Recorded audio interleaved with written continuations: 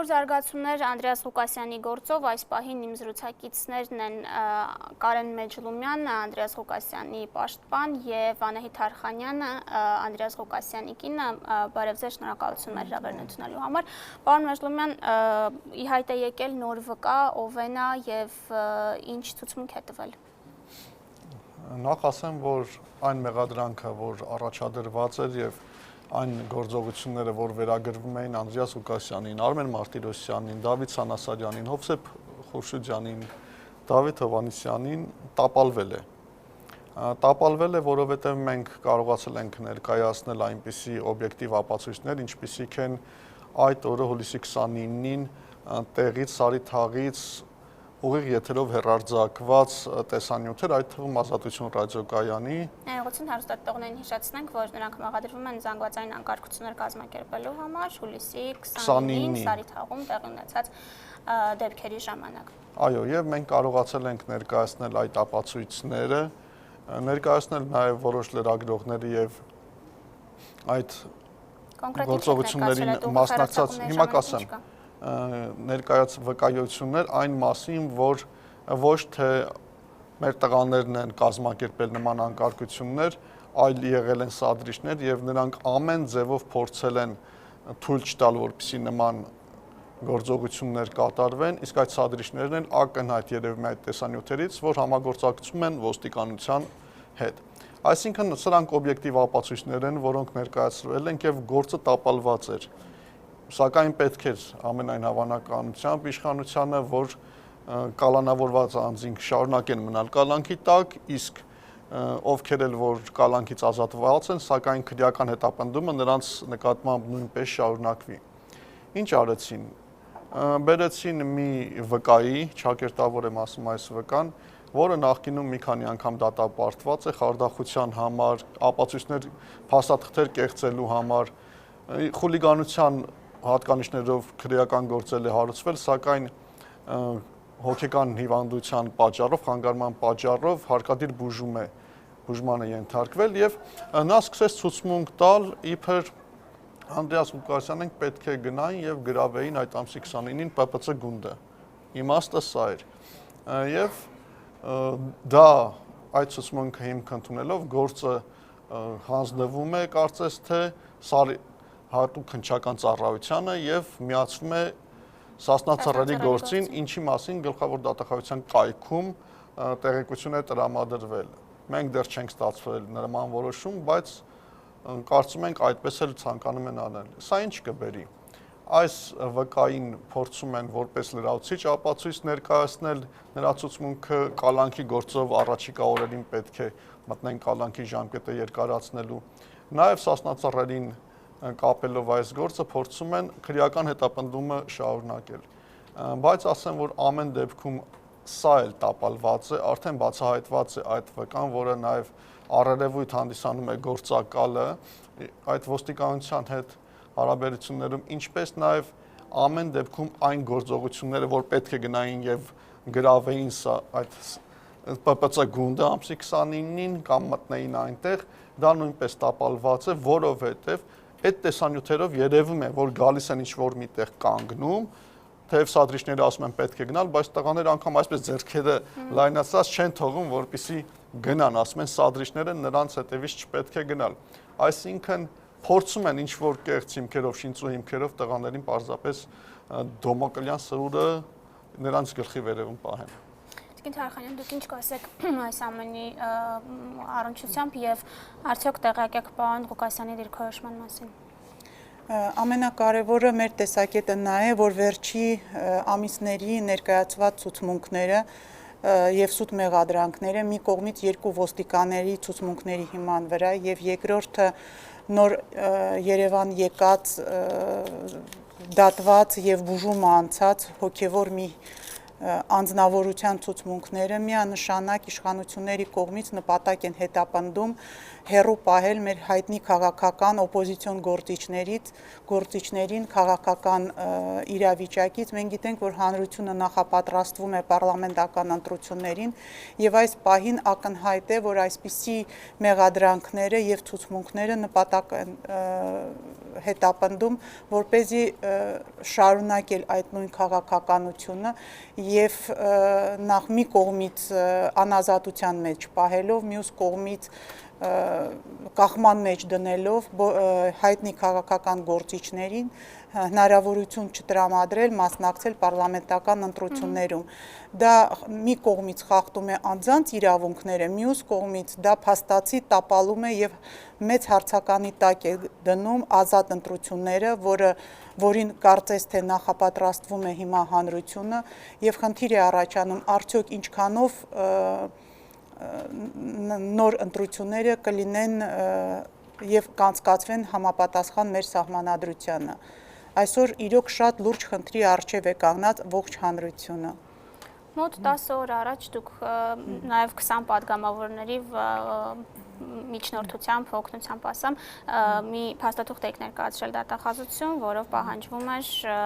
Անդրեաս Ղուկասյանի խափանման միջոցը փոխել, եթե չեմ սխալվում, բացի հանրապետականից բոլոր խմբակցությունները միացել էին այս փաստաթղթին։ Ինչ է արդյունք, որևէ պատասխան կա դատախազությունից, պարոն Մեջլումյան։ Օրերս 2 օր առաջ ստացանք որոշումը արդեն մերժման, ուրեմն մոտ 20 падգամավոր անձնական երաշխավորություն են տվել, նաև իրենց գումարով վճարվելիք, պարտավորվելով, որ Անդրեաս Ղուկասյանը չի խոչընդոտի գործի քննությանը, չի խուսափի քրեական պատասխանատվությունից, որպեսզի ազատ արձակեն, կալանքի տակ չգտնվի։ Օրերս 2 օր առաջ արդեն ստացանք որոշումը, որով մերժվել է այդ միջնորդությունը եւ որտեղ նշվում է, որ գործով հիմնավորումներ նյութեր են ձեռք բերվել այն մասին, որ Անդրեաս Ղուկասյանը ազատության մեջ գտնվելով կխուսափի ամեն դեպքում քննությունից եւ կխոչընդոտի դրան։ Ուրեմն ես պաշտոնապես հայտարարում եմ, որպես փաստաբան հայտարարում եմ, որ նման նյութ չկա։ Եթե դատախազությունը գտնում է, որ նման գեթ 1 նյութ կա, 1 նյութ, թող հրապարակեն, ասեն, ահա այսպիսի նյութ կա, որով հիմնավորվում է, որ Անդրեաս Ղուկասյանը ազատության մեջ մնալով, գրավ վճարելով կամ այդքան падգամավորների երաշխիքը ունենալով, ոչ նա ամեն դեպքում կխոչընդոտի գործի քննությանը, կխուսափի դրանից, կփախնի։ Թող 1 նյութ առաջիկա այսօր վաղը հրապարակեն, ասեն, ահա այսպիսի նյութ կա։ Չկա այդպիսին եւ ոչ դատարանում, ոչ իրենց որոշմամբ մերժումում, որ նոր ենք ստացել, չկա նման որևէ նյութի հղում չկա։ Իսկ ինչ հիմնավորմամբ է արգելվում տեսակցությունը եւ հեռախոսազանգերը նույն։ Ասեմ, որ էլի հիմնավորում չկա, պարզապես արգելվել է մեր միջնորդություններից հետո ընտանիքի անդամներին թույլատրվեց տեսակցությունը։ Տիկին Թարխանյան, դուք չասեցիք Անդրեաս Ղուկասյանի տեսակետը նրա հետ զրույցներում ինչ է ինքն ասում այս ամենի վերաբերյալ։ Իր տեսակետը միանշանակ նույնն է, ինչ որ նոր հնչեցվեց եւ միանշանակ ինքը գտնում է նամանավանդ, որ դատական վճռի մեջ էլ, առաջի դատական վճռի մեջ էլ դատավոր ակնհայտորեն հարցնում է իրան, դուք շարունակելու եք քո քաղաքական գործունեությունը, ինչը վկայում է նրա մասին, երբ որ Անդրեասը պատասխանում է այո եւ վճիռը թողնել իրեն անազատության մեջ, ինչը վկայում է նրա մասին, որ իրոք շարունակվում է հետապնդումը քաղաքական հիմունքներով, իսկ այժմ պարզապես քանի որ ինչպես ասեց պարոն Մեջլումյանը արդեն տապալված էր գործը եւ բազմաթիվ քաղաքացիական ակտիվիստների ցուցմունքները, լրագրողների ցուցմունքները բերեցին այն իրավիճակին, որ այլևս հնարավոր չէր պահել գործը այն վիճակում ինչպիսին կար եւ պարզեր որ պետք էր արձակել Անդրեասին, բերեցին նոր ցուցմունքներ, որոնք միանշանակ խոսում են նրա մասին, որ խնդիր կա քաղաքական գործիչներին, որոնք որ ակտիվ են, որոնք որ արտահայտում են այլ մտքեր եւ այլ կարծիք, սահմանափակել մեր հանրության մեջ, ինչը հակասում է սահմանադրության, Հայաստանի սահմանադրության հիմնարար եւ հիմնադիր դրույթներին եւ այսօր մենք կանգնած ենք մի լուրջ խնդրի առջեւ, որ գնում ենք ընտրության լուրջ խախտումներով, արդեն իսկ սկսվել են այդ խախտումները։ Պարոն Մեժլումյան, ինչու հենց Անդրեաս Ղուկասյանի նկատմամբ խափանման միջոցը չփոխվեց, որովհետև մյուս քաղաքական գործիչները, որոնք մեղադրվում են նույն բանն անելու համար, այնուամենայնիվ ազատության մեջ են այս պահին։ Գիտեք ինչ, պետք է ազատության մեջ լինեին, ավելին պետք է քրեական հետապնդումը դադարեցված լիներ։ Անդրեաս Ղուկասյանի նկատմամբ ամեն դեպքում ես չեմ կարող հասկանալ իրենց նպատակները, չեմ կարողանում հասկանալ ամենայն դեպս եւ Անդրեաս Ղուկասյանը եւ Դավիթ Հովսեփյանը, ովքեր կալանքի տակ են, ոտքի Հայաստան շարժումից էին, եւ Անդրեաս Ղուկասյանը ամեն դեպքում մտածում են մեծ վտանգ կա, միգուցե ինչ որ կազմակերպչական ունակություններ ունի, որ կարող է տեղը գրավել պարլամենտական առաջիկա ընտրությունների հետ կապված կամ այլ ընդդիմադիր գործունեության հետ կապված եւ դրա համար կալանքի տակ ապօրինաբար շարունակում են պահել։ Ես ասեմ, որ Եվրոպայի խորհուրդը սահմանել է քաղբանտարկյալի չափանիշներ սահմանում։ Եվ դուք նշել եք, որ 4-ից 3-ին համապատասխանում է պարոն Ղուկասյանը։ 3-ին համապատասխանում է այդ չափանիշներին եւ որոնք են դրանք։ Ուրեմն առաջինը դա ակնհայտ քաղաքական գործունեության համար քրեական հետապնդում է։ Այնուհետև գալիս է նույնիսկ նման գործունեության համար խտրական, ճակերտներով եմ ասում խտրական, ոչ հավասար պայմաններում կալանքի տակ պահել, այսինքն տղաներին ազատել են մի մասին կալանքից, սակայն իրեն շարունակում են պահել կալանքի տակ, սա էլ է դրա մեջ մտնում եւ մյուսն էլ քրեական հետապնդումը չդադարեցնելը այն պայմաններում եւ բոլոր հիմքերը կան։ Ես ավելի մանրամասն սրանց հետ կապված վերլուծություն արել եմ, միգուցե առաջիկայում կրկին այդ մասին կհրապարակենք, առավել եւս որ այս կեղծ, այսպես ասեմ, վկայությունը երբ որ ի հայտ եկավ, սա ամեն ինչ բերում իր տեղն է դնում, ել ավելի հիմնավորելով, որ քաղբանտարկյալի հետ գործ ունենք իր դեմս Անդրեաս Ղուկասյանի։ Տիկին Թարխանյան, դուք Հայաստանում արդարադատության կայացմանը հավատում եք։ Արդեն ոչ։ Իրոք, եթե նախկինում հավատում էի, եթե նախկինում տեսնում էի ինձ թվացյալ դրական շարժումներ եւ փոփոխություններ, հստակ անձնական փորձի եւ այս մի քանի ամսվա ընթացքում շատ մեծ հիասթափություն եմ ապրել եւ զարմանում եմ, թե ինչպես այս պայմաններում, երբ որ ներկայացված են հստակ ցուցմունքներ եւ վկայություններ ի օգուտ Անդրեասին, դատավորները շարունակում են կայացնել վճիռներ, որոնք որ որևէ կապ չունեն արդարադատության հետ։ Ինչ կասեք, պարոն Մեժլումյան։ Ես ուրեմն ասեմ, իմ համար համեմատաբար քիչ եմ քրեական գործերով զբաղվում, ուրեմն ինչն էր ցավալի։ Ակնհայտ էր, որ այդ վկան կեղծ վկայություն է տալիս, սուտ վկայություն, ավելին նա ուղղորդվել էր, ավելին մշակվել էր միջև այդ, այսինքն համապատասխան ցուցում տրված եկել էր եւ սուտ վկայությունը տալիս էր։ Ցավալի է այն, որ քննչական մարմինները դրանից հաճույք են ստանում, իրենց լավ են զգում, այսինքն ասեմ նույն այն քննչական խումբն է, որ Շանթ Հարությունյանենց գործն էր քննել եւ օրինակ այդ քաղաքական նպատակով իրականացված երթի փորձը խուլիգանություն ի վերջո որակեցին վերջի օրով որպես խուլիգաններ դատարան գործուղարկեցին եւ դատապարտեցին նույն այս քննչական խումբը գլուխ գովալով որ այդ գործն են իրենք քնել քննում էր մինչ այս պահը Անդրեաս Ղուկասյանի եւ մյուս տղաների գործը ցավ եմ ապրում որ դրանից հաճույք են իրենք ստանում։ Եթե Հայաստանում արդարադատության այնուամենայնիվ չհասնեք, կա մտադրություն Եվրոպական դատարանում վիճարկել Հայաստանի որոշումը, Հայաստանի դատարանի որոշումը։ Ես ոչ միայն հուսով եմ, որ այստեղ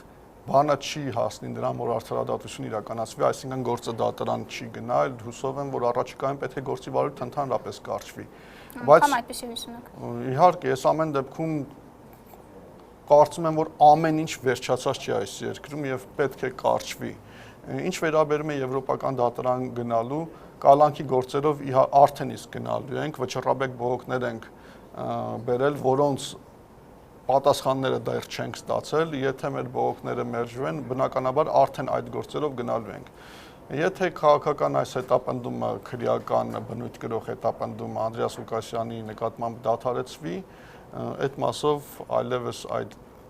գոնե այդ ճանապարհը չի լինի գնալու եւ հուսով եմ այդ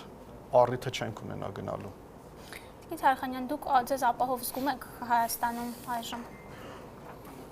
Ճիշտն ասած ոչ։